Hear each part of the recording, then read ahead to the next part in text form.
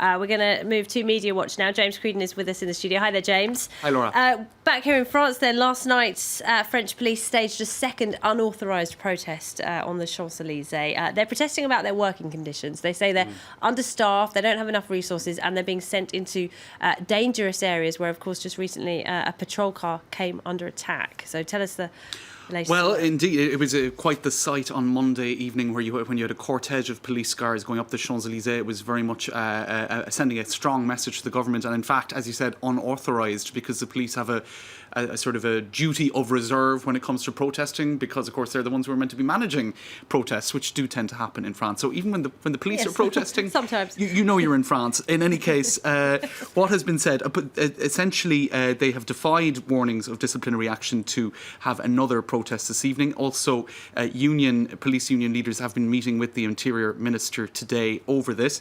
Basically, opponents of François Hollande say the number of no-go zones for police has proliferated during his mandate. Now, the head of the police, a guy called Falcone, is defending François Hollande, saying that he is officers are still being recruited to fill thousands of posts axed by Hollande's predecessor, Nicolas Sarkozy. So this is all getting quite political. That's what's perhaps interesting about it. You can see here the head of the Socialist Party, who was saying today the fingerprint of the National Front is on these demonstrations. Now, Florian Philippot, the deputy leader of the National Front, is saying the only, I suppose, fingerprint you can talk about here is our unfailing support for the police faced with authorities who are not doing enough, basically, to get in the way of or to prevent hatred being expressed towards the police, and the hashtag I support the police. You have a lot of people tweeting under that hashtag, Je soutiens la police. I support the police as the ultimate checkpoint before the end of a state of law in our suburbs. This is in reference to Bernard Cazeneuve, the Interior Minister, who this person criticising him, saying that it's intolerable to see that he is more upset by police demonstrating than he is by police being injured. So criticism for the government in that regard, and also criticism for the leader of the Socialist Party, who said this is a politically motivated protest with the National Front behind it, saying that these are disgraceful remarks by Kambadeli, and that we support the police.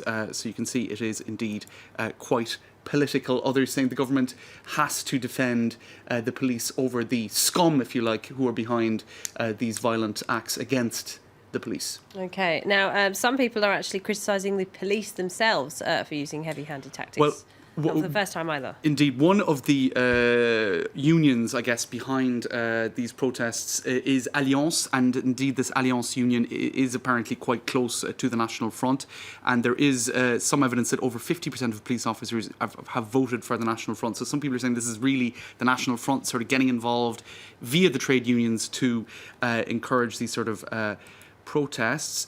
You also have books that were written recently about kind of increasingly militarised tactics being used by the French police in the case of demonstrations.